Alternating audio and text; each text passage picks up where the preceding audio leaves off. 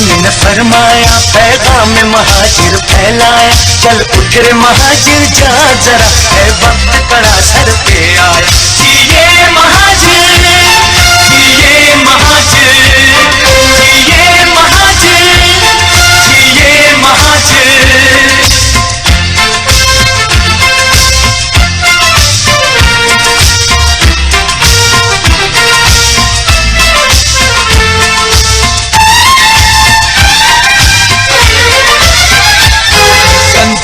بن کر مت رہنا قائد کا ہے ہم کو یہ کہنا کوئی بھی نہیں تیرا ثانی کوئی بھی نہیں تیرا ثانی اس دیش کا ہے تو ہی بانی تلوار اٹھا طاقت بن جا چل اٹھ رے مہاجر جا ذرا ہے وقت کڑا سر پہ آیا یہ مہاجر یہ مہاجر یہ مہاجر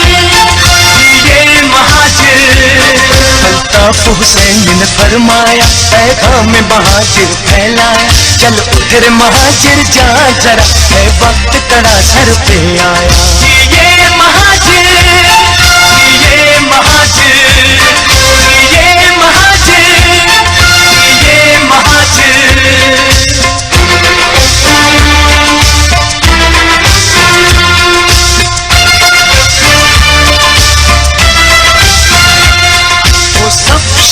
اولاد ہے تو سر سید کی اولاد ہے تو جب دھرتی ہے جاگیر تیری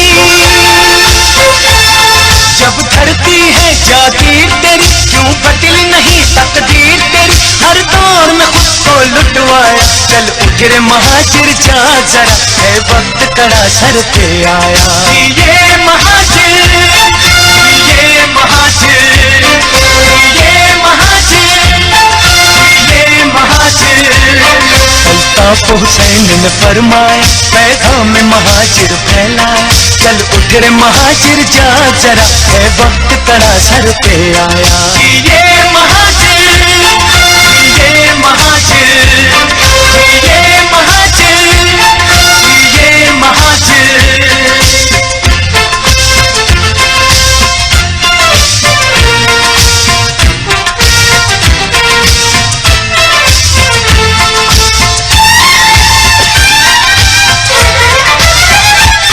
تحریک کے ہم ہیں پروانے الطاف حسین کے دیوانے پیغام مہاجر دینا ہے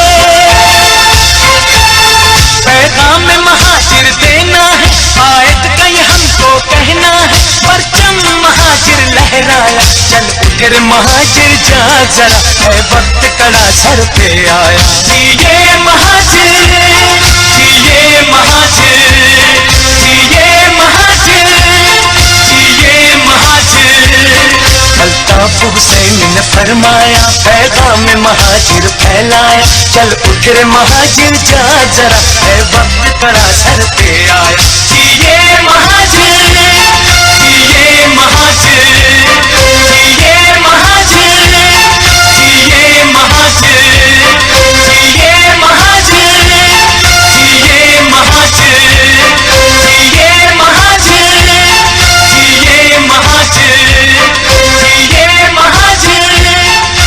جیے مہاجر جیے مہاجر جیے مہاجر اعوذ باللہ من الشیطان الرجیم بسم اللہ الرحمن الرحیم بابائے مہاجر قوم بانی و قائد تحریک الطاف حسین بھائی اس ویڈیو بریفنگ میں موجود ڈپٹی کنوینر قاسم رضا بھائی رکن رابطہ کمیٹی سفیان یوسف بھائی اور ہماری اس ویڈیو بریفنگ کو پاکستان سمیت دنیا بھر میں جہاں جہاں دیکھا اور سنا جا رہا ہے قائد تحریک الطاف حسین بھائی کے چاہنے والوں وفا پرستوں السلام علیکم۔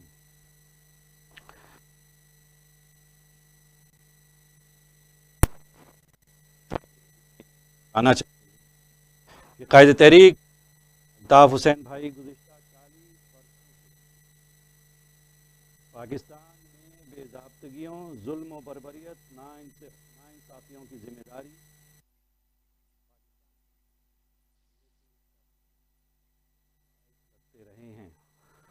اور ثبوت و شواہد کے ساتھ حقائق بیان کرتے رہے ہیں، لیکن پاکستان میں جو جغادری بیٹھے ہیں، مسجیہ نگار، اسٹیبلشمنٹ کے پیرول پر کام کرنے والے، وہ سب خاموش رہے۔ مگر 40 برس بعد گزشتہ ماہ یعنی 24 ستمبر 2018 کو جنیوا میں اقوام متحدہ کے اجلاس کے موقع پر پاکستان میں کنٹرولڈ ڈیموکریسی کے عنوان سے ایک اہم کانفرنس منعقد ہوئی، اور 28 ستمبر 2018 کو رابطہ کمیٹی نے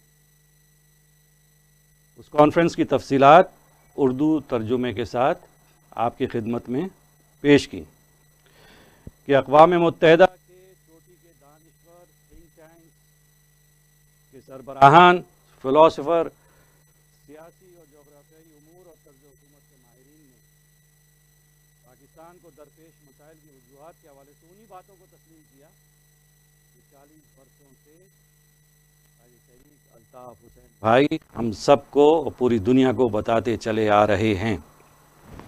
آپ نے یقیناً رابطہ کمیٹی کی وہ ویڈیو بریفنگ دیکھی ہوگی، اور اقوام متحدہ کے ماہرین کے خیالات کے اردو ترجمے بھی آپ نے یقیناً سن لیے ہوں گے۔ آج کی جو ویڈیو بریفنگ ہے اس کا مقصد قائد تحریک جناب الطاف حسین بھائی کی باتوں کی سچائی کے کچھ اور ثبوت آپ کے سامنے پیش کرنا ہے۔ وفا پرستوں، الطاف بھائی کے چاہنے والوں، دنیا میں جید امامین، بزرگان دین، اولیاء کاملین گزرے ہیں، اسلامی فلاسفر گزرے ہیں۔ انہوں نے علماء کرام کی دو اقسام بیان کی ہیں، یعنی ایک علماء حق اور دوسرے علماء سو۔ ان علماء حق میں ایک بہت بڑا نام جاوید احمد غامدی صاحب کا بھی ہے، جو نہ صرف صاحب علم ہیں بلکہ مذہبی، سیاسی، معاشی، تعلیمی، اقتصادی غرض کے ہر شعبے میں دلائل کے ساتھ بات کرتے ہیں، اور اپنی باتوں کو قرآن مجید اور سنت رسول صلی اللہ علیہ وآلہ وسلم کی روشنی میں ثابت بھی کرتے ہیں۔ محترم جاوید احمد غامدی صاحب نے بھی پاکستان کی فوج کے حوالے سے وہی حقائق بیان کیے ہیں جو قائد تحریک الطاف حسین بھائی گزشتہ 40 برسوں سے آپ کو، ہم سب کو بتاتے اور سمجھاتے چلے آ رہے ہیں۔ 28 ستمبر 2018 کو ہم نے آپ کی خدمت میں اقوام متحدہ کے ماہرین کے خیالات پیش کیے تھے، اور آج ہم پاکستان کی ملٹری اسٹیبلشمنٹ کے حوالے سے جاوید احمد غامدی صاحب نے کیا کہا ان کی زبانی پیش کر رہے ہیں۔ میں انجینئر ساتھیوں سے یہ درخواست کروں گا کہ وہ ویڈیو لگائیں جس میں جاوید احمد غامدی صاحب اس پاکستان کی فوجی اسٹیبلشمنٹ اور جو اسٹریٹوکریسی جو الطاف بھائی نے ہمیں تعلیم دی ہے اور بتایا ہے اپنے لیکچرز میں کہ اسٹریٹوکریسی یعنی government by the army, of the army, for the army. اب جاوید احمد غامدی صاحب کئی کتابیں انہوں نے تصنیف کی ہیں، اس کی بابت ہم بعد میں بات کریں گے۔ تو یہ انتہائی اہم ویڈیو ہے، انتہائی تاریخی ویڈیو، اور ان کے جو خیالات ہیں جاوید احمد غامدی صاحب کے، ان کے خیالات کو کوئی پڑھا لکھا شخص، ذی ہوش شخص اس کو جھٹلا نہیں سکتا، اور ہر پڑھا لکھا شخص اور ہر ذی شعور شخص اور باشعور شخص ان کی باتوں کو تسلیم کرے گا۔ تو میں انجینئر ساتھیوں سے درخواست کروں گا کہ ویڈیو لگائیں جو جاوید احمد غامدی صاحب نے اس ملٹری اسٹیبلشمنٹ فوج کے بارے میں اور پوری تاریخ کے بارے میں کہ ان کا کردار کیا ہے تو یہ آپ غور سے دیکھیں اور سنیں، انتہائی اہم ویڈیو ہے.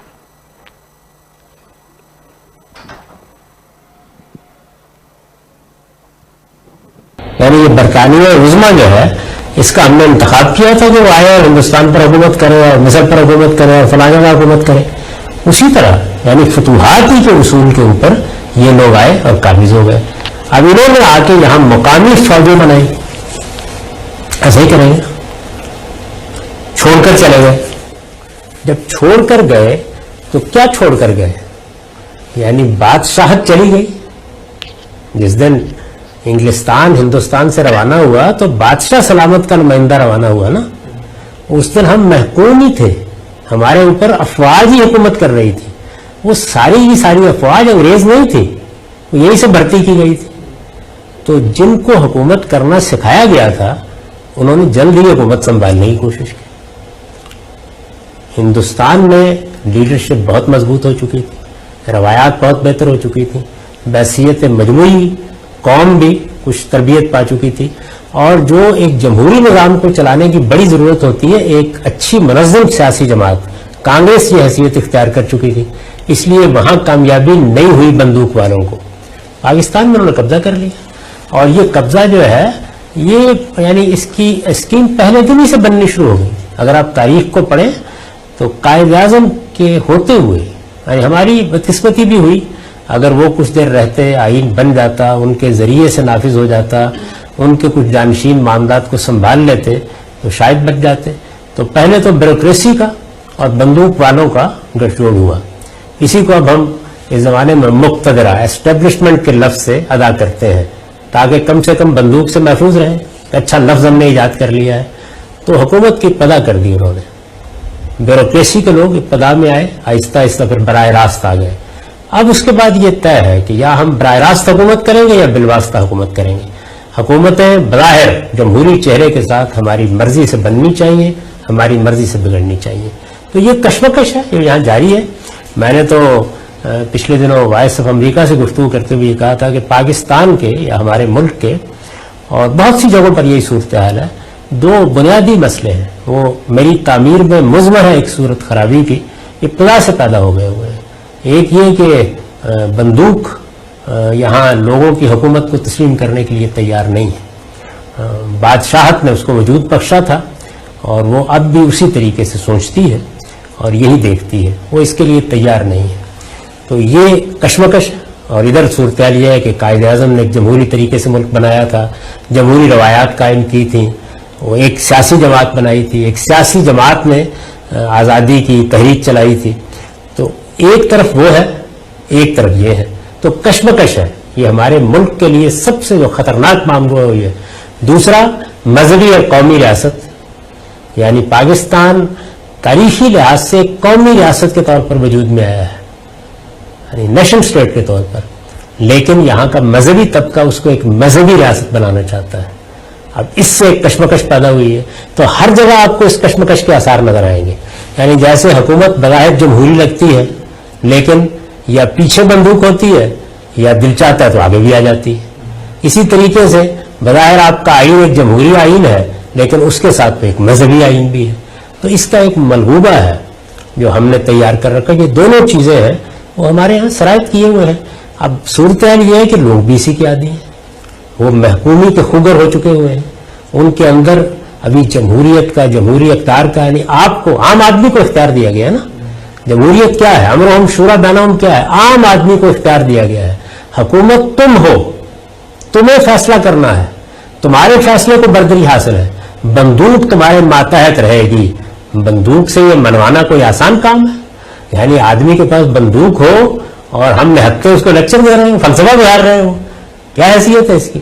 پھر وہ فلسفے بناتا ہے کہ اصل میں تو میں ہوں جو تمہاری حفاظت کر رہا ہوں، میں ہوں جو تمہارے لیے یہ کام کر رہا ہوں، یہ میرا فیضان ہے. بادشاہ کیا کرتے تھے؟ ذل الہی، صاحب کے رانی، یعنی یہی ہوتا تھا نا، خلد آشیانی. تو اصل میں بندوق اور بندوق کے اوپر بیٹھا ہوا بادشاہ یا بندوق کے اوپر بیٹھا ہوا سپہ سالار، وہ اصل میں صاحب کرانی خلد آشیانی ہوتا ہے ہمیشہ. یعنی دنیا اور آخرت دونوں میں کامیاب. वही होता है कि जो लोगों को ये तासुर देता है, प्रोपेगेंडे की मशीनरी उसके पास होती है। बादशाह ऐसे ही कायम होते हैं। आपका क्या ख्याल है कि एक आदमी के बाद उसके बेटे को हम अपने सर का ताज बना लें? है ना हमाकत करते रहे ना लोग, अब भी करते हैं। बल्कि आप देखें कि मगरबी दुनिया में आईनी इख्तियारात तो गए हैं, लेकिन है तो अगर आप इल्म अकल की रोशनी में देखें तो भाई ये मलका आलिया क्या कर रही है, ये बादशाह सलामत क्या कर रहे हैं, इन शहजादों की क्या जरूरत है? ये है ना ये सवाल।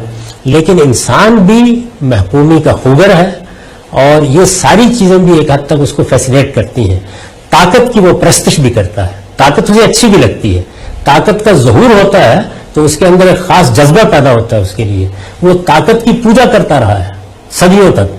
तो ये सारी नफ्सियात है जो असल में बंदूक वालों के यहाँ भी है, जिन पर वो हुकूमत कर रहे हैं उनके लिए भी है। और हमारी बदकिस्मती ये है कि हमारे बिल्कुल साथ यानी भारत में, हिंदुस्तान में सियासी कुव्वतों ने ये बात एक हद तक मनवा रखी हुई है, यानी वो भी जाहिरी में मनवा रखी है लेकिन बड़ी हद तक मनवा रखी है। हम इसको नहीं मनवा सके। इसकी वजह क्या है? उसकी वजह हमारी कौम है। इस वक्त भी आप देखें लोग कसीदे पढ़ते हैं, लोग उनको मसीहा समझते हैं, यानी जिनको नफरत का हदफ बन जाना चाहिए वो मसीहा है। और उसके बाद देखिए बंदूक, बादशाहत, इस्तिबदाद, आमरीत, ये कहेगी आपको कि हम कानून की पाबंदी कर रहे हैं, ये कानून शिकनी करेगी आपके सामने, ये साजिशें करेगी आपके सामने। इसकी पूरी तारीख हजारों साल तक पहले भी तारीख रही है। इस वजह से किसी बाज़मीर आदमी को एक लम्हे के लिए उसको कबूल नहीं करना चाहिए और ऐलान करना चाहिए इस बात पर कि बादशाही या खुदा के हाथ में है या उन लोगों के हाथ में है जिन पर हुकूमत कायम होनी है। लेकिन ये बात आपका ख्याल है आसानी से पानी जाएगी, इसके लिए बड़ी जद्दोजहद की जरूरत है। असल ये आपने बताया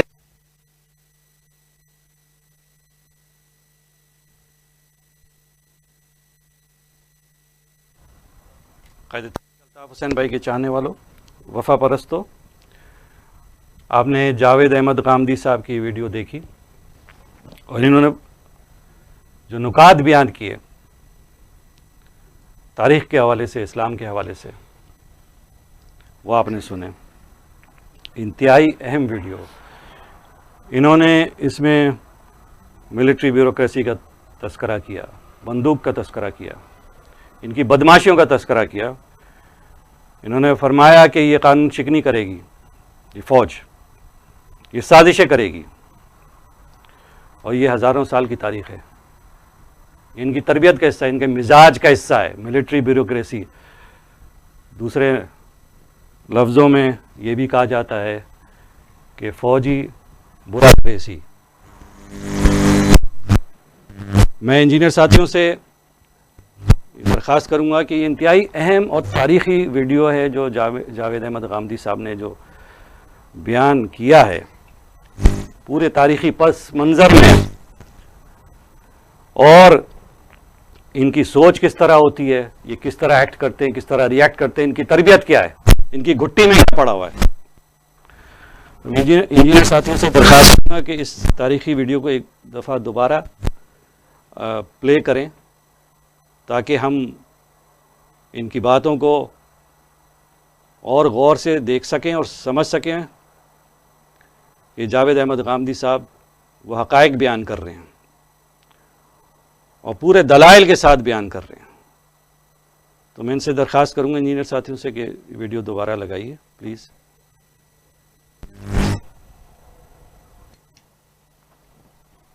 हिंदुस्तान पर हुकूमत करे और मिस्र पर हुकूमत करे और फलां जगह हुकूमत करे, उसी तरह यानी फतूहात ही के उसूल के ऊपर ये लोग आए और काबिज हो गए।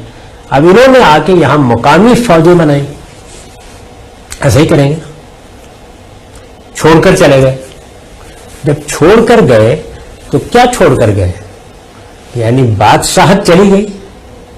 जिस दिन इंग्लिस्तान हिंदुस्तान से रवाना हुआ तो बादशाह सलामत का नुमाइंदा रवाना हुआ ना, उस दिन हम महकूम ही थे, हमारे ऊपर अफवाज ही हुकूमत कर रही थी। वो सारी की सारी अफवाज अंग्रेज नहीं थी, वो यही से भर्ती की गई थी। तो जिनको हुकूमत करना सिखाया गया था उन्होंने जल्द ही हुकूमत संभालने की कोशिश की। हिंदुस्तान में लीडरशिप बहुत मजबूत हो चुकी थी, रवायात बहुत बेहतर हो चुकी थी, बहसीयत मजमूई कौम भी कुछ तरबियत पा चुकी थी, और जो एक जमहूरी निज़ाम को चलाने की बड़ी ज़रूरत होती है, एक अच्छी मुनज़्ज़म सियासी जमात कांग्रेस की हैसियत इख्तियार कर चुकी थी, इसलिए वहां कामयाबी नहीं हुई बंदूक वालों को। पाकिस्तान में उन्होंने कब्जा कर लिया, और ये कब्जा जो है ये यानी इसकी स्कीम पहले दिन ही से बननी शुरू हो गई। अगर आप तारीख को पढ़ें तो कायद-ए-आज़म के होते हुए यानी हमारी बदकिस्मती भी हुई, अगर वो कुछ देर रहते, आइन बन जाता, उनके जरिए से नाफिज हो जाता, उनके कुछ जानशीन मामलात को संभाल लेते तो शायद बच जाते। तो पहले तो ब्यूरोक्रेसी का और बंदूक वालों का गठजोड़ हुआ। इसी को अब हम इस जमाने में मुक्तदरा एस्टेब्लिशमेंट के लफ्ज से अदा करते हैं, ताकि कम से कम बंदूक से महफूज रहे। अच्छा लफ्ज हमने ईजाद कर लिया है, तो हुकूमत की पदा कर दी उन्होंने। ब्यूरोक्रेसी के लोग पदा में आए, आहिस्ता आहिस्ता फिर बराह रास्त आ गए। अब उसके बाद ये तय है कि या हम बराह रास्त हुकूमत करेंगे या बिलवास्ता हुकूमत करेंगे। हुकूमतें बज़ाहिर जमहूरी चेहरे के साथ हमारी मर्जी से बननी चाहिए, हमारी मर्जी से बिगड़नी चाहिए। तो ये कश्मकश है, ये यहाँ जारी है। मैंने तो पिछले दिनों वॉइस ऑफ अमेरिका से गुफ्तगू करते हुए कहा था कि पाकिस्तान के या हमारे मुल्क के और बहुत सी जगहों पर यही सूरत हाल है। दो बुनियादी मसले हैं, वो मेरी तामीर में मुज़म्मन है एक सूरत खराबी की, इब्तिदा से पैदा हो गए हुए हैं। एक ये कि बंदूक यहाँ लोगों की हुकूमत को तस्लीम करने के लिए तैयार नहीं है। बादशाहत ने उसको वजूद बख्शा था और वो अब भी उसी तरीके से सोचती है और यही देखती है, वो इसके लिए तैयार नहीं है। तो ये कश्मकश। और इधर सूरत हाल ये है कि कायद-ए-आज़म ने एक जमहूरी तरीके से मुल्क बनाया था, जमहूरी रवायात कायम की थी, वो एक सियासी जमात बनाई थी, एक सियासी जमात ने आज़ादी की तहरीक चलाई थी। तो एक तरफ वो है, एक तरफ ये है, तो कश्मकश है। ये हमारे मुल्क के लिए सबसे जो खतरनाक मामला है ये। दूसरा, मजहबी और कौमी रियासत, यानी पाकिस्तान तारीखी लिहाज से कौमी रियासत के तौर पर वजूद में आया है, यानी नेशन स्टेट के तौर पर, लेकिन यहाँ का मजहबी तबका उसको एक मजहबी रियासत बनाना चाहता है। अब इससे एक कश्मकश पैदा हुई है। तो हर जगह आपको इस कश्मकश के आसार नजर आएंगे। यानी जैसे हुकूमत बज़ाहिर जमहूरी लगती है, लेकिन या पीछे बंदूक होती है या दिल चाहता है तो आगे भी आ जाती है। इसी तरीके से बज़ाहिर आपका आइन एक जमहूरी आइन है, लेकिन उसके साथ एक मजहबी आइन भी है। तो इसका एक मलगूबा है जो हमने तैयार कर रखा। जो दोनों चीजें हैं वो हमारे यहाँ शराइत किए हुए हैं। अब सूरत हाल ये है कि लोग भी इसी के आदी हैं, वो महकूमी के खुगर हो चुके हुए हैं। उनके अंदर अभी जमहूरियत का, जमहूरी इख्तियार का, यानी आपको आम आदमी को इख्तियार दिया गया है ना। जमहूरियत क्या है? अमर हम शूरा बैनहुम क्या है? आम आदमी को इख्तियार दिया गया है। हुकूमत तुम हो, तुम्हें फैसला करना है, तुम्हारे फैसले को बरदरी हासिल है। बंदूक तुम्हारे मातहत रहेगी। बंदूक से ये मनवाना कोई आसान काम है? यानी आदमी के पास बंदूक हो और हम निहत्ते के उसको लेक्चर दे रहे हो, फलसफा बिहार रहे हो, क्या हैसियत है इसकी? फिर वो फलसफे बनाता है कि असल में तो मैं हूं जो तुम्हारी हिफाजत कर रहा हूं, मैं हूं जो तुम्हारे लिए ये काम कर रहा हूं, ये मेरा फैजान है। बादशाह क्या करते थे? जिल्ले इलाही, साहिब के रानी, यानी यही होता था ना, खुद आशियानी। तो असल में बंदूक और बंदूक के ऊपर बैठा हुआ बादशाह या बंदूक के ऊपर बैठा हुआ सिपह सालार, वो असल में साहिब करानी खुद आशियानी होता है हमेशा। यानी दुनिया और आखिरत दोनों में कामयाब वही होता है कि जो लोगों को ये तासुर देता है, प्रोपेगेंडे की मशीनरी उसके पास होती है। बादशाह कैसे कायम होते हैं? आपका क्या ख्याल है कि एक आदमी के बाद उसके बेटे को हम अपने सर का ताज बना लें? है ना हमाकत करते रहे ना लोग, अब भी करते हैं। बल्कि आप देखें कि मगरबी दुनिया में आईनी इख्तियारात हो गए हैं, लेकिन है तो अगर आप इल्म अकल की रोशनी में देखें तो भाई ये मलका आलिया क्या कर रही है और ये बादशाह सलामत क्या कर रहे हैं? इन शहजादों की क्या जरूरत है? ये है ना ये सवाल। लेकिन इंसान भी महकूमी का खुगर है और ये सारी चीजें भी एक हद तक उसको फैसिनेट करती हैं। ताकत की वो प्रस्तश भी करता है, ताकत उसे अच्छी भी लगती है। ताकत का ज़हूर होता है तो उसके अंदर एक खास जज्बा पैदा होता है उसके लिए, वो ताकत की पूजा करता रहा है सदियों तक। तो ये सारी नफ्सियात है जो असल में बंदूक वालों के यहाँ भी है, जिन पर वो हुकूमत कर रहे हैं उनके लिए भी है। और हमारी बदकिस्मती ये है कि हमारे बिल्कुल साथ यानी भारत में, हिंदुस्तान में सियासी कुव्वतों ने ये बात एक हद तक मनवा रखी हुई है, यानी वो भी जाहिरी में मनवा रखी है लेकिन बड़ी हद तक मनवा रखी है ہم اس کو نہیں منوا سکے. اس کی وجہ کیا ہے؟ اس کی وجہ ہماری قوم ہے. اس وقت بھی آپ دیکھیں لوگ قصیدے پڑھتے ہیں, لوگ ان کو مسیحا سمجھتے ہیں, یعنی جن کو نفرت کا ہدف بن جانا چاہیے وہ مسیحا ہے. اور اس کے بعد دیکھیے بندوق, بادشاہت, استبداد, آمریت, یہ کہے گی آپ کو کہ ہم قانون کی پابندی کر رہے ہیں, یہ قانون شکنی کرے گی آپ کے سامنے, یہ سازشیں کرے گی آپ کے سامنے. اس کی پوری تاریخ ہزاروں سال تک پہلے ہوئی تاریخ یہی ہے.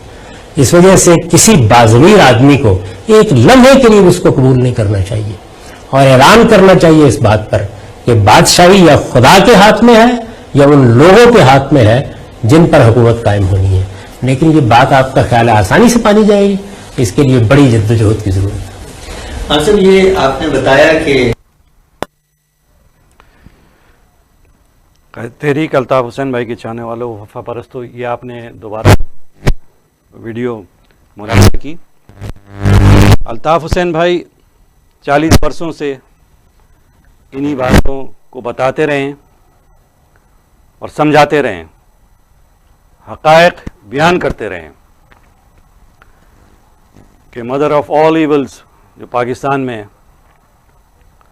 فوج ہے اور فوجی اسٹیبلشمنٹ ہے. اس ویڈیو بریفنگ میں دیگر نکات بھی ہیں, اہم نکات, تاریخی نکات. میں گزارش کروں گا ڈپٹی کنوینر قاسم رضا بھائی سے کہ وہ اس ویڈیو بریفنگ میں اپنے نکات بیان کریں. قاسم رضا بھائی.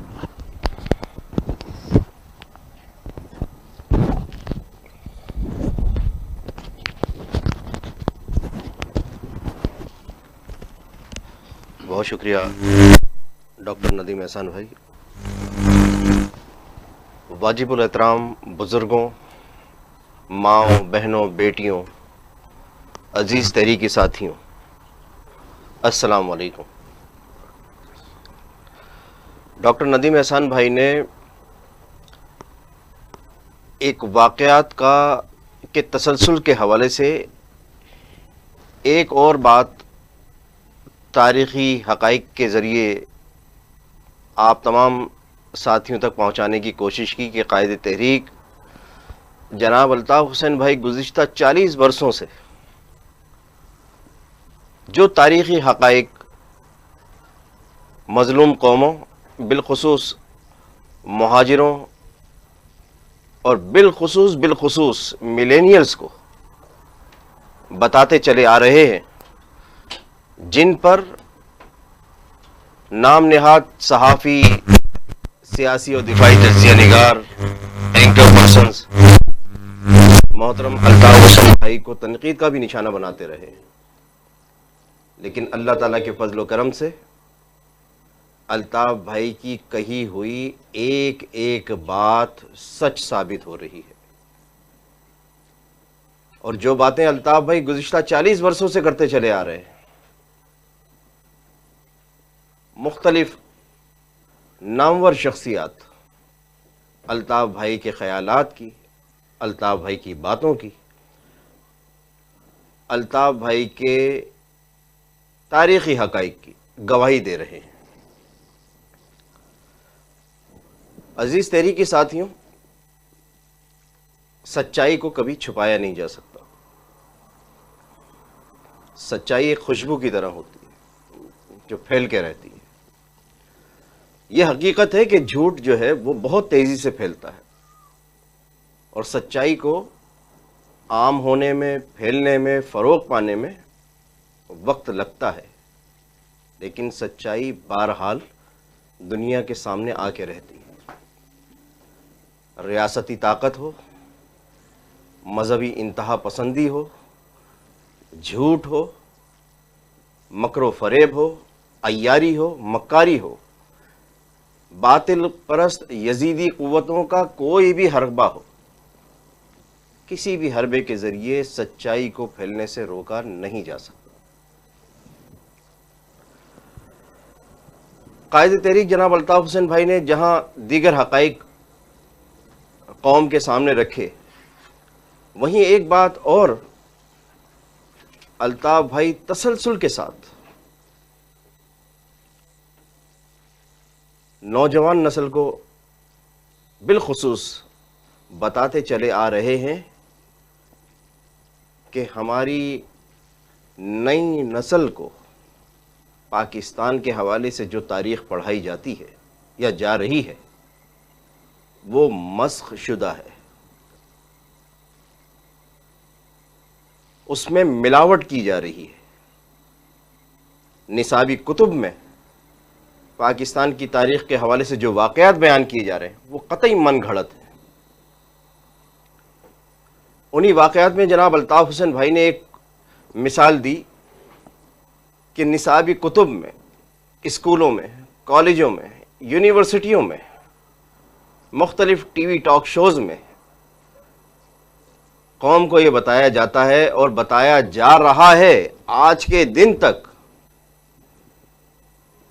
کہ ڈاکٹر علامہ اقبال مصور پاکستان تھے. ڈاکٹر علامہ اقبال وہ شخصیت ہے جنہوں نے پاکستان کا خواب دیکھا تھا، اور قائد تحریک جناب الطاف حسین بھائی نے قوم کو یہ بتایا تھا کہ یہ قطعی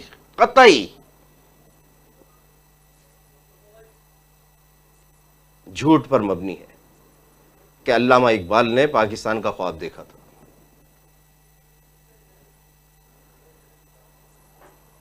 میں یہاں انجینئر ساتھیوں سے درخواست کروں گا کہ قائد تحریک جناب الطاف حسین بھائی کے بیان کردہ حقائق کی گواہی کے لیے علامہ اقبال رحمۃ اللہ علیہ کے صاحبزادے جسٹس جاوید اقبال مرحوم کا انٹرویو کا وہ ویڈیو کلپ ناظرین کے سامنے پیش کریں، جس میں وہ قائد تحریک جناب الطاف حسین بھائی کے بیان کردہ حقائق کی نہ صرف گواہی دے رہے ہیں بلکہ اس الطاف بھائی کی باتوں کو سیکنڈ بھی کر رہے ہیں.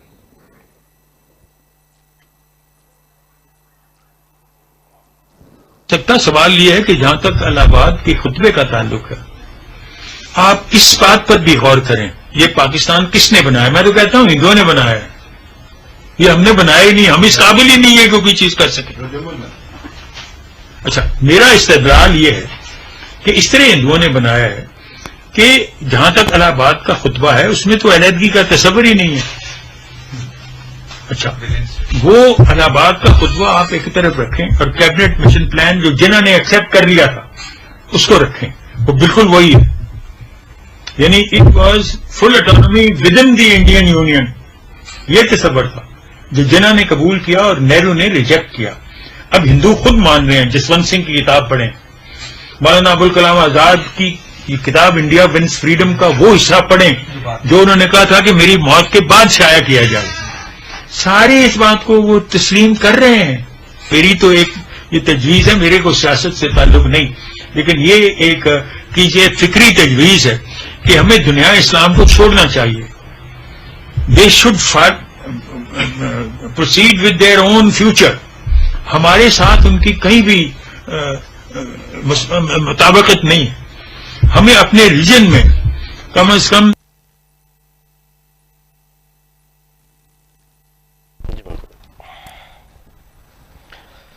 آپ نے ملاحظہ کیا جسٹس جاوید اقبال صاحب فرما رہے ہیں کہ ان کے والد محترم شاعر مشرق ڈاکٹر علامہ اقبال صاحب رحمۃ اللہ علیہ بر صغیر کے مسلم اکثریتی علاقوں کی فل autonomy with in Indian union کے حامی تھے. ڈاکٹر علامہ اقبال نے کبھی بھی بر صغیر کے مسلم اکثریتی علاقوں کے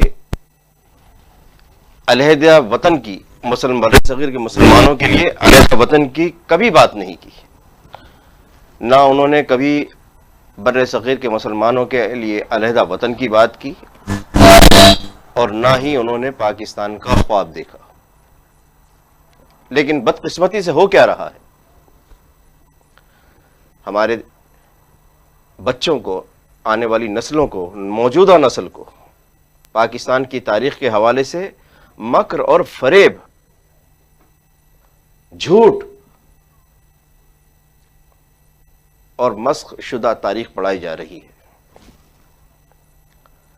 اور نئی نسل کو تاریخی حقائق سے محروم کیا جا رہا ہے.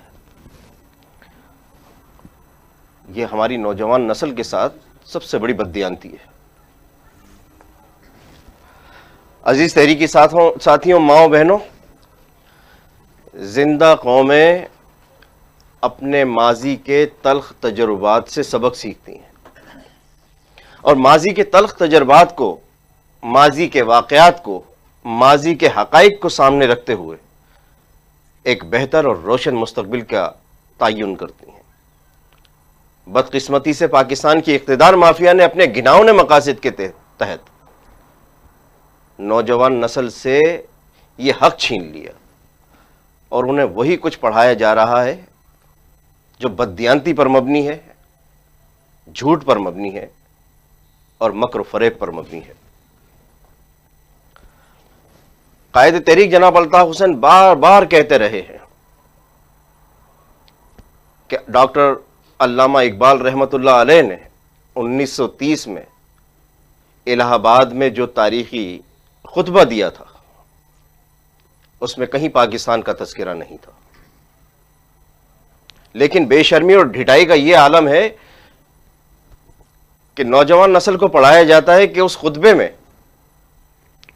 علامہ اقبال نے مسلمانوں کے لیے ایک علیحدہ وطن کی بات کی اور آپ نے جسٹس جاوید اقبال مرحوم کے خیالات سن لیے.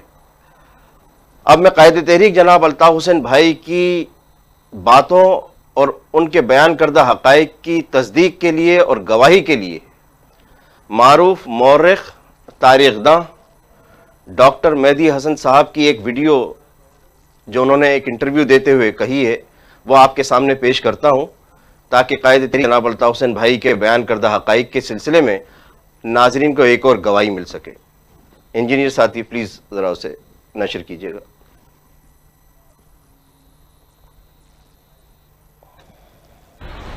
علامہ اقبال اگر اسلامی ریاست کی بات کرتے تھے یا ضلع اسلامی ریاست کی بات کرتے تھے، ساتھ وہ یہ بھی کہتے ہیں کہ مشرق وسطیٰ میں جتنے مسلمانوں کے ملک ہیں وہاں اسلام نہیں ہے کیونکہ اسلام جو ہے وہ بادشاہت کے اور امارت کے خلاف ہے، اور 29 سال کے علاوہ 1400 سال میں کبھی کوئی اور نظام آیا ہی نہیں بادشاہت کے علاوہ مسلمانوں کے ملکوں میں. تو پھر اگر اسلامی ریاست، اور ان کو اسلامی ریاستیں کہا جاتا ہے یا ان کو اسلامی ملک کہا جاتا ہے، تو یہ تو زبان کا مسئلہ ہو گیا کہ جب آپ مسلمانوں کے لیے ایک ملک بنائیں گے تو آپ اس کو مسلمانوں کا ملک کہہ رہے ہیں یا آپ اس کو اسلامی ریاست کہہ رہے ہیں. اسلامی ریاست سے ہرگز یہ مراد نہیں ہو سکتی تھی جناب کہ یہاں جو ہے وہ آپ تھیوکریسی لائیں گے. اقبال کی کیا تھی؟ اقبال نے جب کہا اقبال نے جب کہا اس وقت تک پاکستان کا مکمل تصور ایک علیحدہ ریاست کا موجود نہیں تھا. نہیں، انہوں نے جو کہا کہ شمال مشرقی علاقے مغربی، اس میں انہوں نے بہت واضح طور پہ یہ کہا کہ اس سے میری مراد ایک آزاد ملک کی نہیں ہے. اقبال نے کہا، اقبال نے یہ کہا جب ان کے استاد نے ایک کتاب لکھی اپنے شاگردوں پہ، اس میں انہوں نے یہ کہا کہ میرے ایک شاگرد نے پاکستان کا تصور، ایک علیحدہ مسلمانوں کے ملک کا تصور پیش کیا ہے، تو انہوں نے خط لکھا ان کو اور یہ کہا کہ یہ آئیڈیا میرا نہیں ہے، میں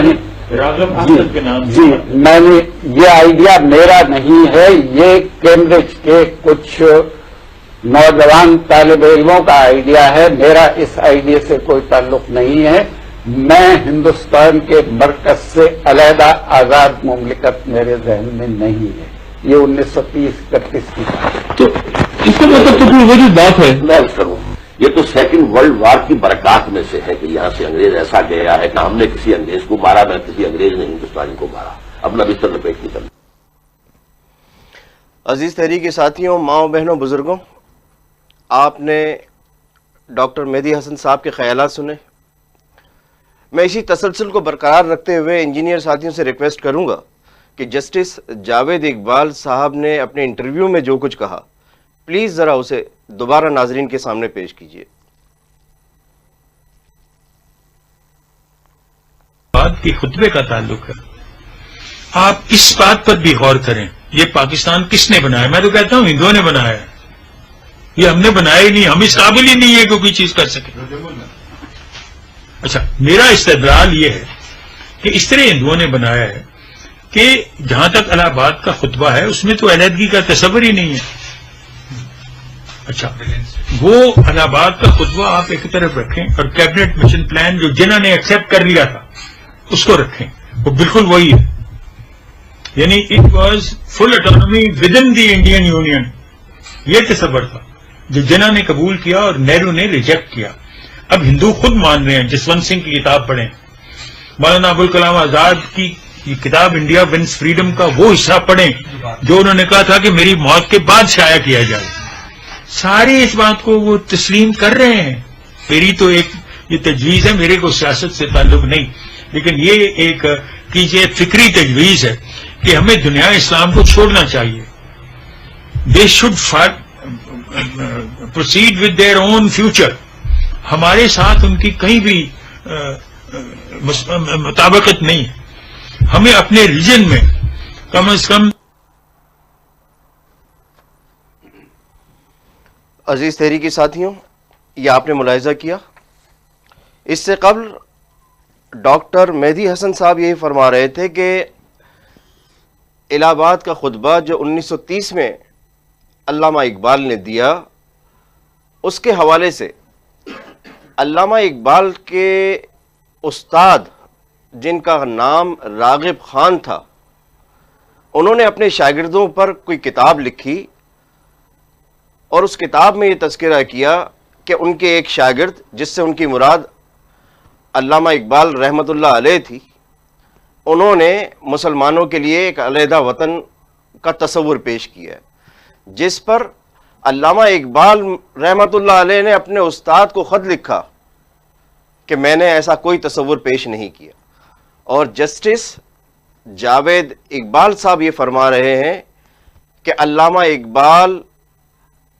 بر صغیر کی مسلم اکثریتی علاقوں کی خود مختار ریاستوں کے حامی تھے، وہ ریاستیں جو متحدہ ہندوستان کے ماتحت ہوں، علیحدہ نہیں، متحدہ ہندوستان کے ماتحت خود مختار ریاستوں کی بات کی علامہ اقبال نے۔ اور ہمارے یہاں پاکستان میں کیا پڑھایا جا رہا ہے کہ قائد اعظم نے خواب دیکھا تھا۔ قائد اعظم خود نہیں بتا رہے کہ انہوں نے خواب دیکھا تھا، اور قوم کو یہ جھوٹ بتایا جا رہا ہے کہ علامہ اقبال نے پاکستان کا خواب دیکھا، اور آج تک علامہ اقبال کو مصور پاکستان کی طرح بنا کر پیش کیا جاتا ہے، جو کہ تاریخی غلطی ہے، تاریخی جھوٹ ہے۔ ایسا عمل کر کے ہم آنے والی نسلوں پر سب سے بڑا ظلم کر رہے ہیں۔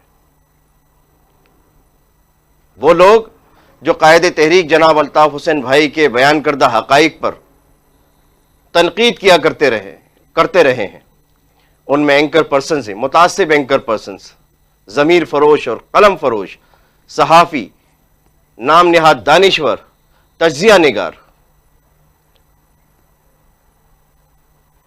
انہیں اپنے جھوٹ پر اگر شرم اور غیرت نام کی کوئی بھی چیز ہے تو ان تاریخی حقائق کے بعد اور ان تاریخی حقائق پر دی جانے والی مدلل باتوں اور گواہی پر اپنے آپ پر شرم کرنی چاہیے۔ قوم کو جھوٹ بتانے سے، تاریخی حقائق قوم سے چھپانے سے، نوجوان نسلوں سے تاریخی حقائق چھپانے سے اللہ تعالیٰ کے حضور معافی مانگنی چاہیے۔ اللہ تعالیٰ کا کرم اور احسان ہے کہ قائد تحریک جناب الطاف حسین بھائی، جنہوں نے ہمیشہ اپنی قوم سے سچ بولا اور تاریخی حقائق بیان کیے، ثبوت اور شواہد کی روشنی میں حقائق بیان کیے، آج قدرت نہ جانے کن کن ذرائع سے قائد تحریک جناب الطاف حسین بھائی کی بیان کی ہوئی باتوں کی گواہی دلوا رہی ہے۔ بے شک وَتُعِزُّ مَن تَشَاءُ وَتُذِلُّ مَن تَشَاءُ بِیَدِکَ الْخَیرُ اِنَّکَ عَلیٰ کُلِّ شَیْءٍ قدیر۔ وآخر دعوانا ان الحمد للہ رب العالمین۔ جیے مہاجر، جی قائد تحریک جناب الطاف حسین بھائی. شکریہ قاسم بھائی. اب میں درخواست کروں گا رکن رابطہ کمیٹی سفیان یوسف بھائی سے کہ وہ اس ویڈیو بریفنگ میں اپنے نکات بیان کریں. سفیان بھائی.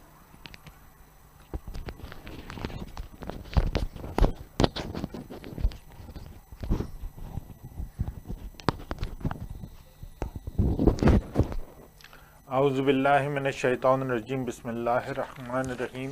سب سے پہلے بائے بائے مہاجر قوم جناب قائد تحریک الطاف حسین بھائی اور تمام حاضرین وفا پرست ساتھیوں کو السلام علیکم.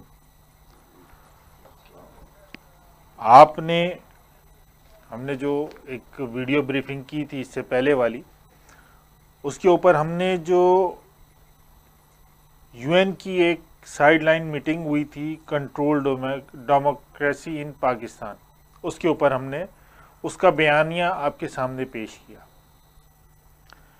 اور جیسا کہ قاسم علی رضا بھائی نے آپ کو بتایا کہ ایک طرف تو ہمیں تاریخ غلط پڑھا کے تاریخی غلطی کی جا رہی ہے، دوسری طرف جن کے لیے یہ پاکستان بنایا کسی اور نے تھا اور کسی اور کے لیے، عوام کے لیے، مگر جن کے لیے یہ پاکستان بن گیا انہوں نے پاکستان کے ساتھ کیا حشر کیا. اس وقت پاکستان میں اسٹیٹوکریسی ہے، ڈیموکریسی نہیں ہے.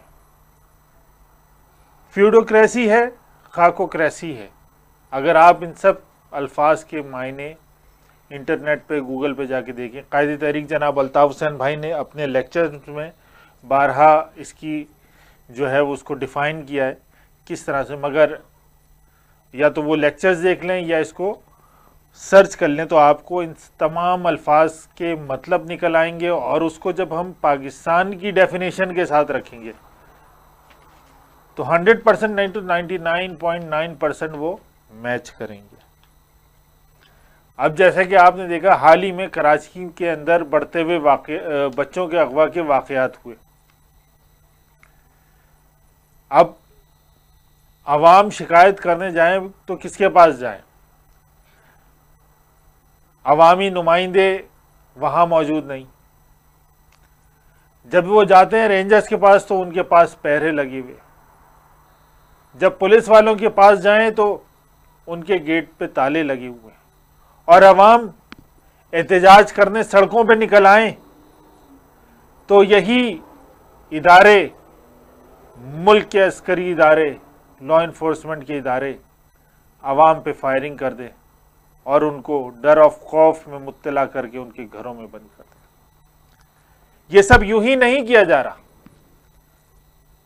اس کے پیچھے ان سب کو کرنے کے عوامل ہیں تاکہ لوگ اپنے جائز حقوق مانگنے سے بھی ڈریں. وہ صرف اپنے اور اپنے اہل خانہ کی حد تک محدود ہو جائیں. کراچی شہر، سندھ کے شہری علاقے وہ ڈیموکریسی پہ یقین رکھتے ہیں، وہ اسٹیٹوکریسی پہ یقین نہیں رکھتے. انہوں نے کراچی کی عوام، سندھ کے شہری کی عوام کی جدوجہد ہی اسٹیٹوکریسی کے خلاف رہی ہے. اور یہ ادارے ایسا نہیں چاہتے کہ یہ لوگ اپنے حقوق مانگے. اور اس کی آڑ میں کیا کر رہے ہیں وہ لوگ؟ اس کی آڑ میں بجلی کے بم گرائے جا رہے ہیں، اس کی آڑ میں گیس کی قیمتیں بڑھا کے بم گرائے جا رہے ہیں، اور کچھ ہی عرصے میں پیٹرول کی قیمتیں بھی بڑھنے والی ہیں. یہ سب اپنی اسٹیٹوکریسی کو قائم رکھنے کے لیے، لوگوں کے اندر ڈر و خوف پیدا کرنے کے لیے، اور کہیں کوئی واقعہ ہو جائے تو علاقے میں جا کے 4-5 نوجوانوں کو، ملینیلز کو گرفتار کر لیں تاکہ اوروں پہ بھی یہ ڈر خوف بیٹھ جائے. یہی صورتحال ہے نا اس وقت کراچی میں کہ جناب قائد تحریک الطاف حسین بھائی کا کوئی بیانیہ لے کے کوئی سامنے سڑک پہ نکلتا ہے یا سوشل میڈیا پہ اس کو عام کرنے کی کوشش کرتا ہے تو کسی کو بھی اٹھا لیا جاتا ہے، حالانکہ اس کا تعلق ایم کیو ایم سے ہو نہیں ہو، اس پہ یہی الزام لگایا جاتا ہے تاکہ ایم کیو ایم کی شکل کو خراب کیا جا سکے. مگر وفا پرست عوام، قائد تحریک جناب الطاف حسین بھائی کے چاہنے والے، ہر ذی شعور شخص یہ بات جانتا ہے کہ یہ ظلم کی انتہا ہے اور آخر میں ظلم کو مٹنا ہے. یہ سب کرنے کی وجوہات ہیں. وہ وجوہات کیا ہیں؟ کہ ان کی شوگر کی فیکٹریاں چلتی رہیں، ان کے کاروبار چلتے رہے، ان کی شادی کے ہال چلتے رہیں، ان کے بیوٹی پارلر چلتے رہے، ان کی کھاد کی فیکٹریاں چلتے رہیں، ان کے سلاٹر ہاؤس چلتے رہیں، ان کی کنسٹرکشن کے پروجیکٹس چلتے رہیں، یہ الگ الگ ڈی ایچ اے کے نام سے، بحریہ کے نام سے اپنا کاروبار کرتے رہیں.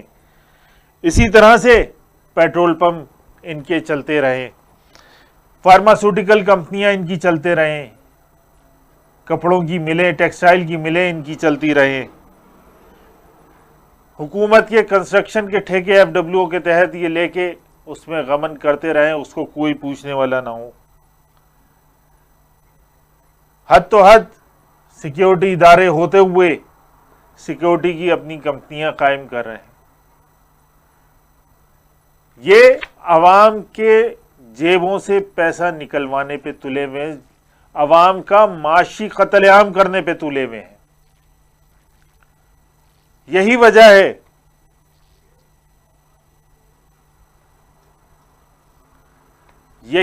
ہے کہ یہ جو شہر میں اغوا کی وارداتیں ہوئی اور اس کے بعد عوام نے احتجاج کیا، ان پہ فائرنگ بھی انہی لوگوں نے کروائی تاکہ عوام باہر نہ نکلے، پانی جیسے مسئلے پہ آواز نہ اٹھا سکے، بجلی جیسے مسئلے پہ آواز نہ اٹھا سکے. ان کا مقصد عوام کے دلوں میں ڈر قائم کرنا. مگر ہر باشعور پڑھا لکھا شخص ایک حد تک تو ڈرتا ہے، پھر بغاوت پہ اتر آتا ہے. اور اس شہر میں بہت سارے باغی ہیں جو قائد تحریک جناب الطاف حسین بھائی سے محبت رکھتے ہیں. اگر ایک اشارہ قائد تحریک جناب الطاف حسین بھائی کا ہوا تو یہ پھر دمادم مست قلندر کریں گے. ہمیں نہیں چاہیے عسکری اداروں کا پاکستان، ہمیں قائد اعظم محمد علی جناح کا پاکستان چاہیے، جو کہ 71 میں ختم ہو گیا. میجورٹی جنہوں نے پاکستان بنایا تھا 71 میں، انہوں نے اپنی میجورٹی سے لے لیا. اب یہ عسکری پاکستان ہے جس کے اندر ہم لوگ رہ رہے ہیں. ہمیں یہ پاکستان نہیں چاہیے. ہمارے آباء و اجداد نے پاکستان بنایا تھا اور ہم اس کو اسی طرح کا پاکستان بنائیں گے جس طرح سے ہمارے آباء و اجداد اور قائد اعظم محمد علی جناح نے پاکستان کا خواب دیکھا تھا، جس کی بنیاد انہوں نے رکھی تھی، جس میں پریس فریڈم ہو، جس میں اقلیتوں کو ان کے حقوق حاصل ہوں، جس میں تمام اکائیاں مل جل کے رہیں. اور آج کے دور میں اگر یہ دیکھیں، اگر کوئی یہ بات کرتا ہے، تمام مظلوم قومیتوں کی کوئی بات کرتا ہے، تو وہ قائد تحریک الطاف حسین بھائی ہیں، جو گلگت بلتستان کی، سرائکیوں کی، ہزارے وال کی، غریب سندھیوں کی، بلوچوں کی، پشتونوں کی بات کرتے ہیں. تو اب وقت کا تقاضا بھی یہی ہے کہ ہم اپنی طاقتوں کو ایک جگہ اکٹھا کر لیں. ہم قائد تحریک الطاف حسین بھائی کی سربراہی میں آواز حق بلند کریں. اور جو اغوا کی وارداتیں ہو رہی ہیں اس وقت بچوں کے، تو والدین سے خصوصی گزارش، محلے والوں سے خصوصی گزارش کہ اپنے اپنے محلوں میں امن کمیٹیاں بنا لیں تاکہ وہ ایسے شر پسند عناصر پہ کڑی نظر رکھ سکیں، تاکہ سانے پکا قلعہ، قصبہ علی گڑھ،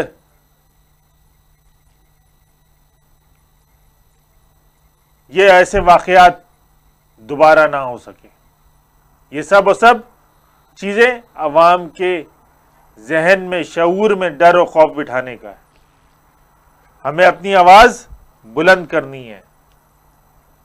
میں اپنی بات کا اختتام کروں گا، آپ سے اجازت چاہوں گا. والسلام. جی مہاجر، جی الطاف.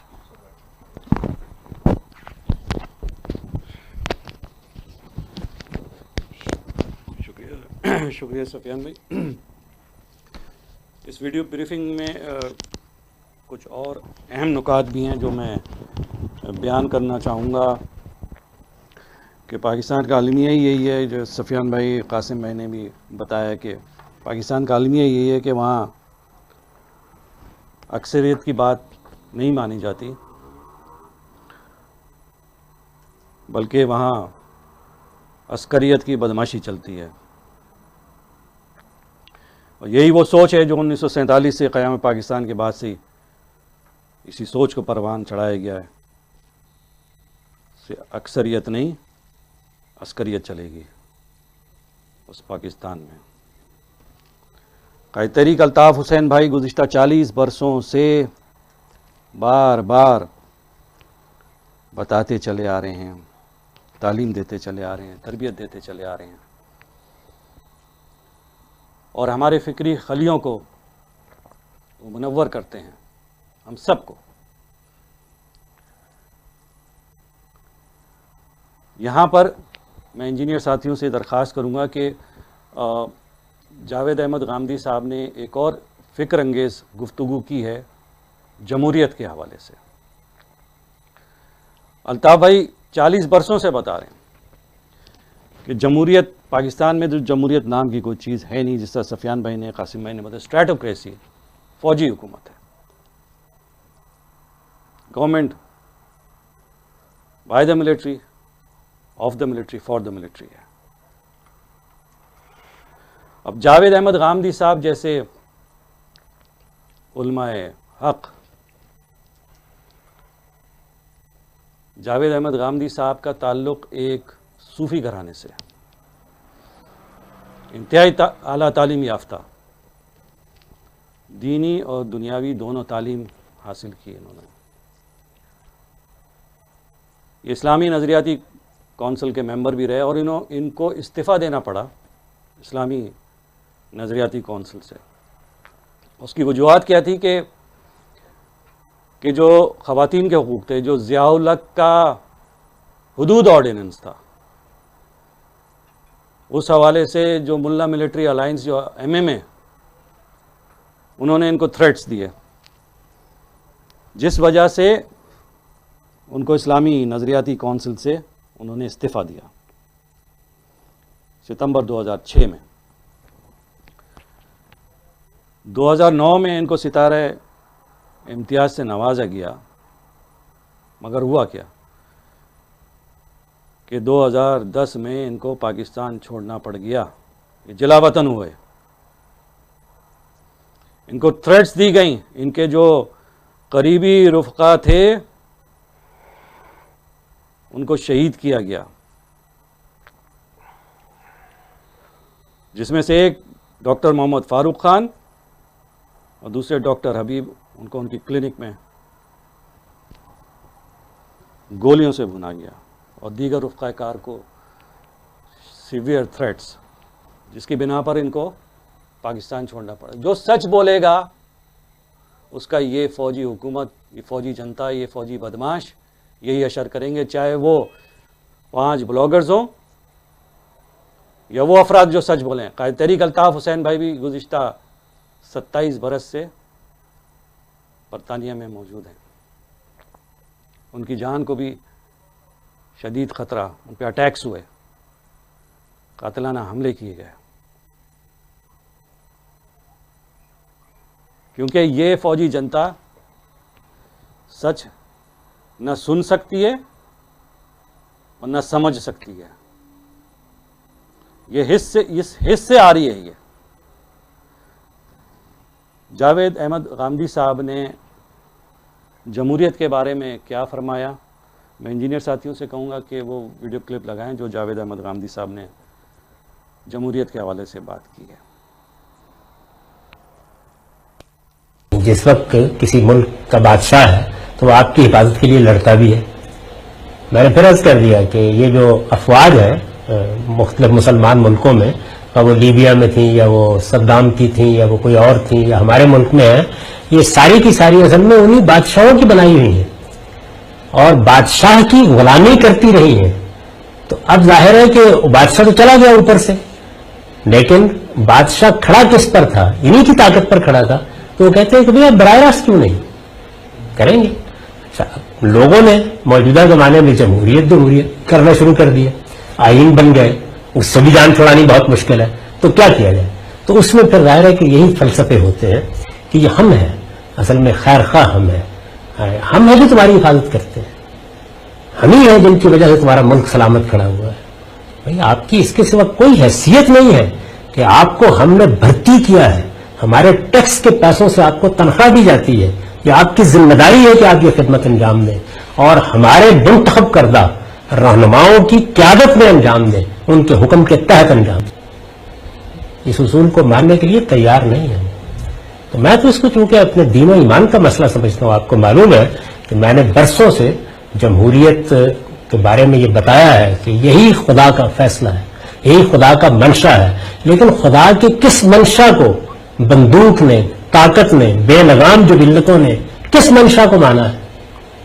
यानी आप सोचिए ना इस बात को कि जिस पैगंबर ने कैसर और कसरा का खात्मा कर दिया, सहाबा किराम में से जिन्होंने इक़्तिदार संभाला, लोगों की राय और मर्जी से संभाला, एक कमरे में बैठ के फैसले किए गए, लोगों की राय पूछी गई, उन्हीं के यहां यजीद की हुकूमत कायम कर दी गई।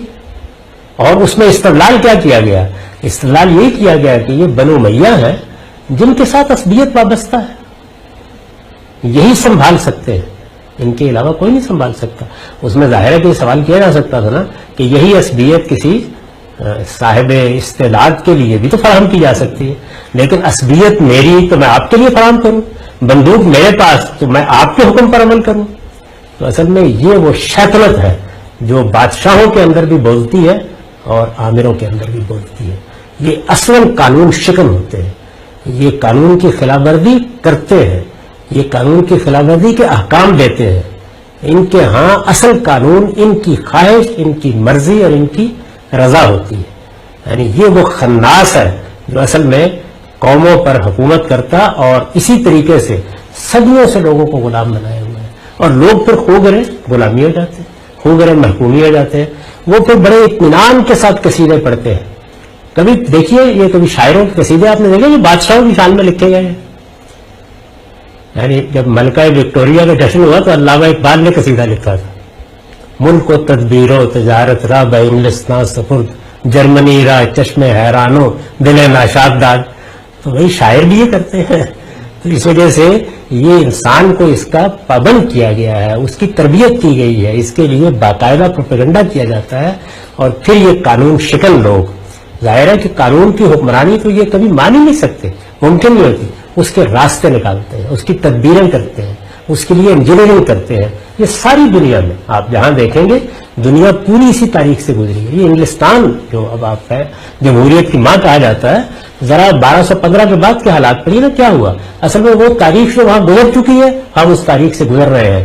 लेकिन दुनिया जिस जानिब बढ़ रही है उसमें ये कहा जा सकता है कि आखिरी फक बहरहाल उन्हीं लोगों को होनी है जिनको खुदा ने यह हक दिया है कि हुकूमत तुम्हारी मर्जी से कायम होगी, तुम्हारी राय से कायम होगी, और जिनको तुम अपना नुमाइंदा मुंतखब करोगे वही है जिनका हुक्म माना जाना चाहिए।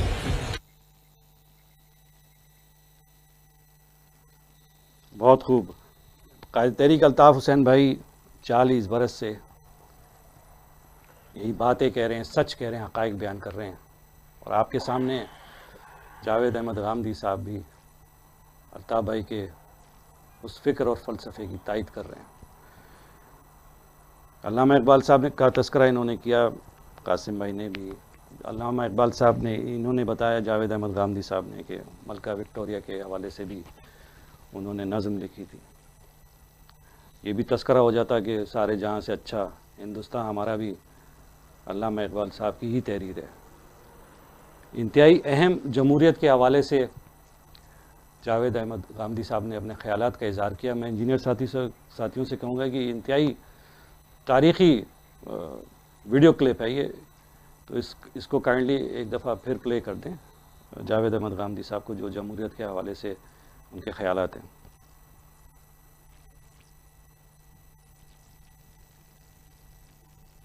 وہ آپ کی حفاظت کے لیے لڑتا بھی ہے.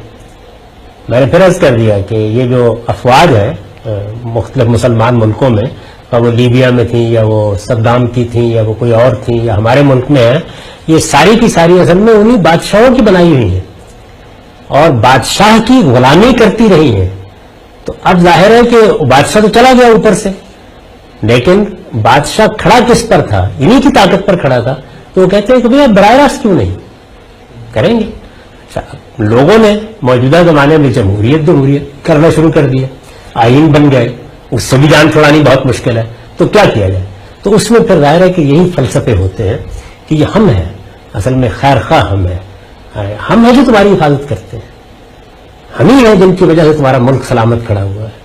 بھائی آپ کی اس کے سوا کوئی حیثیت نہیں ہے کہ آپ کو ہم نے بھرتی کیا ہے, ہمارے ٹیکس کے پیسوں سے آپ کو تنخواہ دی جاتی ہے, یہ آپ کی ذمہ داری ہے کہ آپ یہ خدمت انجام دیں اور ہمارے منتخب کردہ رہنماؤں کی قیادت میں انجام دیں, ان کے حکم کے تحت انجام دیں.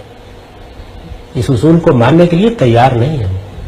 تو میں تو اس کو چونکہ اپنے دین و ایمان کا مسئلہ سمجھتا ہوں. آپ کو معلوم ہے کہ میں نے برسوں سے جمہوریت کے بارے میں یہ بتایا ہے کہ یہی خدا کا فیصلہ ہے, یہی خدا کا منشا ہے, لیکن خدا کے کس منشا کو بندوق نے, طاقت نے, بے لگام جو ملتوں نے کس منشا کو مانا ہے؟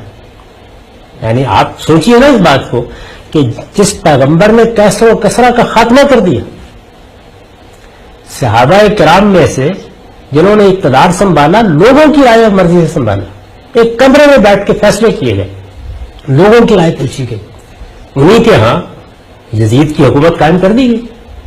اور اس میں استدلال کیا کیا گیا؟ استدلال یہ کیا گیا کہ یہ بنو امیہ ہیں جن کے ساتھ عصبیت وابستہ ہے, یہی سنبھال سکتے ہیں, ان کے علاوہ کوئی نہیں سنبھال سکتا. اس میں ظاہر ہے کہ یہ سوال کیا جا سکتا تھا نا کہ یہی عصبیت کسی صاحب استعداد کے لیے بھی تو فراہم کی جا سکتی ہے, لیکن عصبیت میری تو میں آپ کے لیے فراہم کروں, بندوق میرے پاس تو میں آپ کے حکم پر عمل کروں. تو اصل میں یہ وہ شیطنت ہے جو بادشاہوں کے اندر بھی بولتی ہے اور آمروں کے اندر بھی بولتی ہے. یہ اصلاً قانون شکن ہوتے ہیں, یہ قانون کی خلاف ورزی کرتے ہیں, یہ قانون کی خلاف ورزی کے احکام دیتے ہیں. ان کے ہاں اصل قانون ان کی خواہش, ان کی مرضی اور ان کی رضا ہوتی ہے. یعنی یہ وہ خناس ہے جو اصل میں قوموں پر حکومت کرتا اور اسی طریقے سے صدیوں سے لوگوں کو غلام بنائے ہوئے ہیں, اور لوگ پھر خو گرے غلامی ہو جاتے ہیں, خو گرے محکومی ہو جاتے ہیں. وہ پھر بڑے اطمینان کے ساتھ قصیدے پڑھتے ہیں. کبھی دیکھیے یہ کبھی شاعروں کے قصیدے آپ نے دیکھے یہ بادشاہوں کی شان میں لکھے گئے ہیں.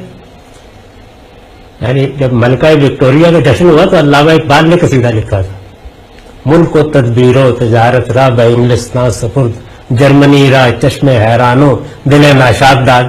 تو وہی شاعر بھی یہ کرتے ہیں.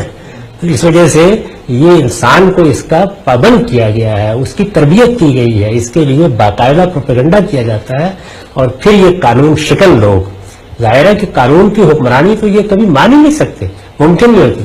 اس کے راستے نکالتے ہیں, اس کی تدبیریں کرتے ہیں, اس کے لیے انجینئرنگ کرتے ہیں.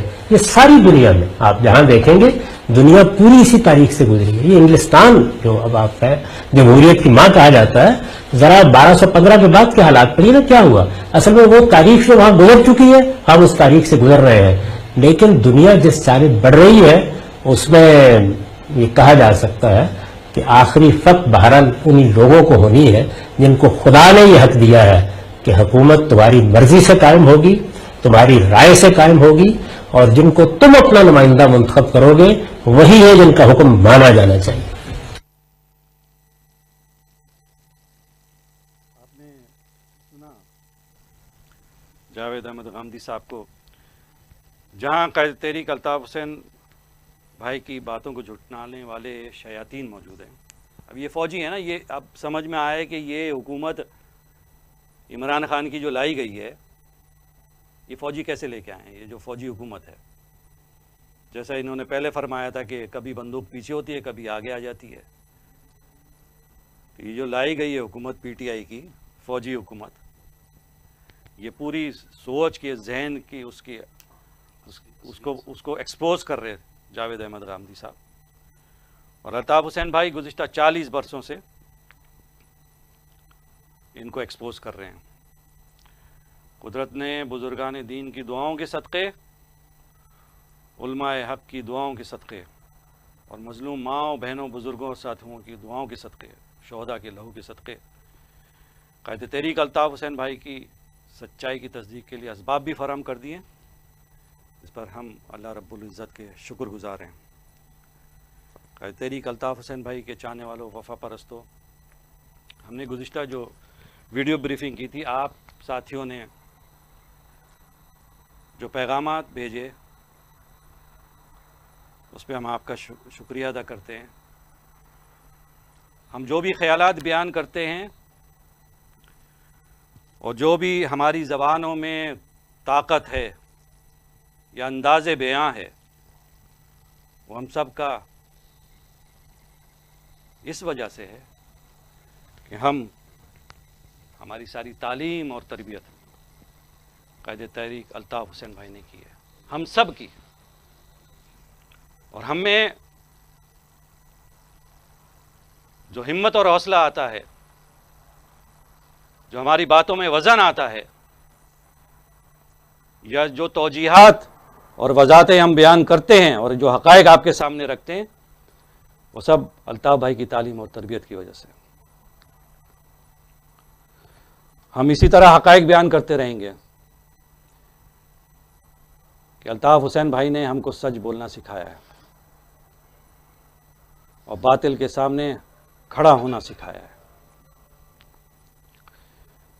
پاکستان کی ملٹری فوجی اسٹیبلشمنٹ اس کو یہ نہیں پسند کہ کوئی حق اور سچ بولے یا ان پر کوئی تنقید بھی کرے، چاہے وہ تعمیری کیوں نہ ہو۔ اس زمین پر نعوذ باللہ خدا بنے ہوئے ہیں، مگر ہم حقائق بیان کرتے رہیں گے۔ الطاف بھائی جیسا سچا نڈر رہنما اور رہبر ان فوجیوں کو اس لیے نہیں پسند کہ الطاف بھائی سچ بولتے ہیں، سچ کے علاوہ کچھ نہیں بولتے، حقائق بیان کرتے ہیں اور حقائق کے علاوہ کوئی اور چیز بیان نہیں کرتے، ریئلزم اور پریکٹیکلزم کی بات کرتے ہیں۔ اسی لیے الطاف بھائی کی تحریر، تصویر اور تقریر پر انہوں نے پابندی لگائی ہے کہ عوام کو پتہ نہ چلے کہ حق کیا اور سچ کیا، مگر اللہ تعالیٰ اسباب پیدا کرتا ہے۔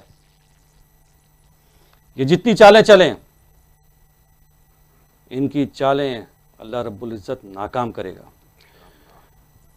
کیونکہ اللہ تعالیٰ کی تائید و نصرت قائد تحریک الطاف حسین بھائی کے ساتھ ہے، اور 7 کروڑ سے زائد مہاجر اور مظلوم عوام قائد تحریک الطاف حسین بھائی کے فکر اور فلسفے کے ساتھ ہیں، ان کے نظریے کے ساتھ ہیں۔ وہ کہتے ہیں کہ ظلم کی حکومت تو قائم رہ سکتی ہے، مگر کفر کی تو حکومت قائم رہ سکتی ہے، بہت معذرت چاہتا ہوں، کفر کی حکومت تو قائم رہ سکتی ہے۔ مولا علی کا قول ہے کہ کفر کی حکومت تو قائم رہ سکتی ہے، مگر ظلم کی حکومت قائم نہیں رہ سکتی۔ انہوں نے بہت ظلم کیے، مگر یہ 71 سالہ پاکستان اسی 71 کے سانے کی طرف جا رہا ہے جو 16 دسمبر کو وقت پذیر ہوا۔ اپنوں کا ساتھ دو، غیروں کا ساتھ چھوڑو، اے مہاجرو۔ اللہ رب العزت قائد تحریک کو صحت، تندرستی، زندگی عطا فرمائے۔ اللہ رب العزت قائد تحریک الطاف حسین بھائی کو دشمنوں کے شر سے اور حاسدوں کے حسد سے بچائے، آمین۔ اللہ رب العزت تحریک کے تمام شہداء کے درجات کو بلند فرمائے، ان کو جنت الفردوس میں اعلیٰ مقام عطا فرمائے۔ اللہ رب العزت غیب سے وہ اسباب پیدا کرے کہ ہمارے لاپتہ ساتھی گھروں تک بحفاظت پہنچ سکے. اللہ رب العزت تمام اسیروں کی رہائی نصیب فرمائے اور اللہ رب العزت ہم سب کو اپنی آخری سانس تک اور خون کے آخری قطرے تک قائد طریق الطاف حسین بھائی کا وفادار رکھے. اللہ رب العزت تمام بیماروں کو شفائے کاملہ عطا فرمائے, پریشانیوں کو دور فرمائے. اس کے ساتھ ہی اجازت چاہتے ہیں ہم. جی الطاف حسین بھائی, جی مہاجر, صدا جیے. السلام علیکم ورحمۃ اللہ وبرکاتہ.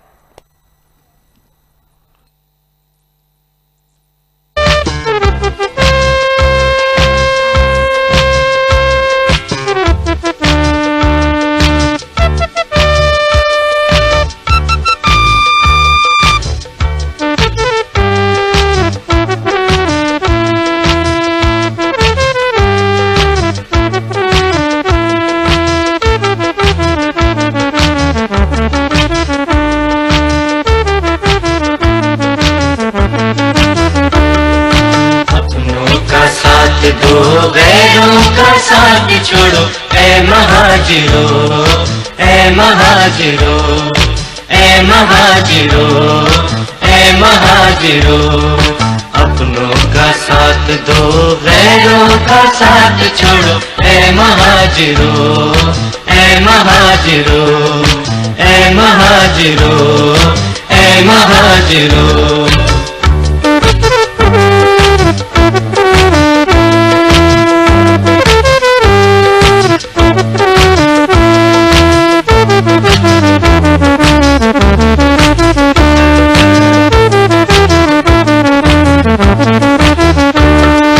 یہ قافلہ سر سید کا, یہ قافلہ ہے جوہر کا. یہ قافلہ سر سید کا, یہ قافلہ ہے جوہر کا. اس کی حفاظت اب تم کرو اے مہاجرو, اے مہاجرو, اے مہاجرو, اے مہاجرو. اپنوں کا ساتھ دو, غیروں کا ساتھ چھوڑو اے مہاجرو, اے مہاجرو, اے مہاجرو, اے مہاجرو.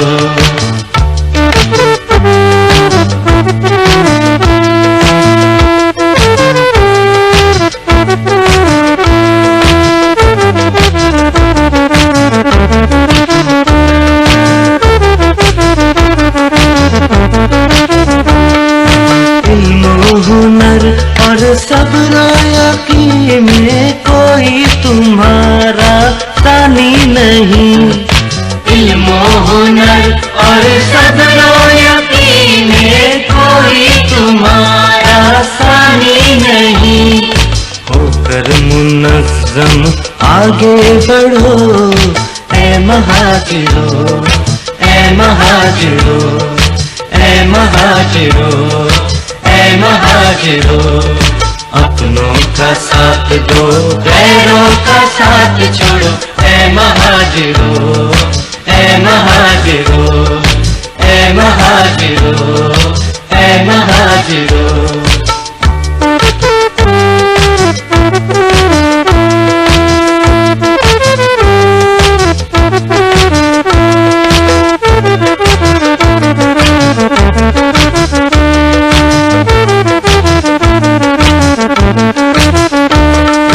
اس ملک کی خاطر تم نے کیا کچھ نہیں قربان کیا. اس ملک کی خاطر تم نے کیا کچھ نہیں قربان کیا. اب اپنے حق کی خاطر لڑو اے مہاجرو, اے مہاجرو, اے مہاجرو, اے مہاجرو. اپنوں کا ساتھ دو, غیروں کا ساتھ چھوڑو اے مہاجرو, اے مہاجرو, اے مہاجرو, اے مہاجرو.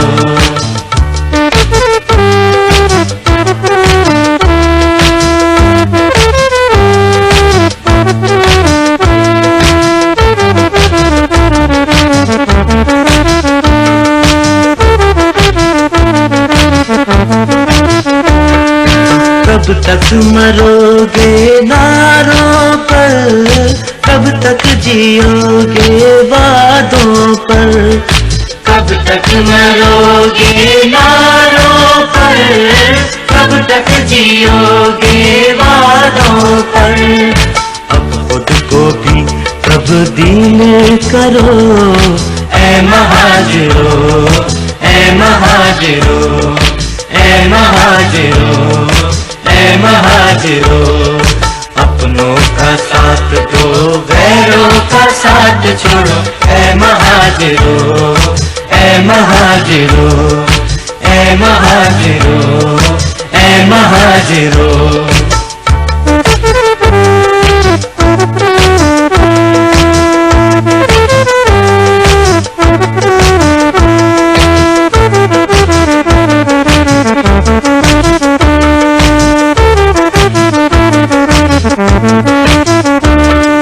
जब कोई मुश्किल आन पड़े 2% का ध्यान रहे।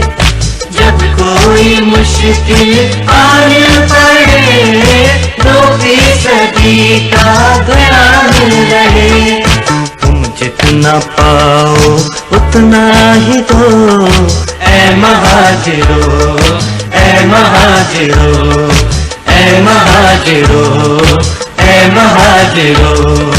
अपनों का साथ दो गैरों का साथ छोड़ो ऐ महाजिरो, ऐ महाजिरो, ऐ महाजिरो, ऐ महाजिरो।